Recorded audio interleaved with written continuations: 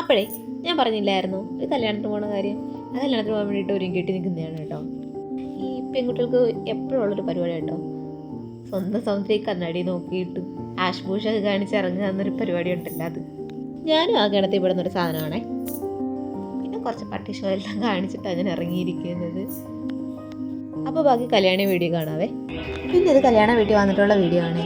എൻ്റെ കൂടെ വർക്ക് ചെയ്ത ചേച്ചിയുടെ മോളുടെ കല്യാണമാണേ, അതിന് പോയതാ.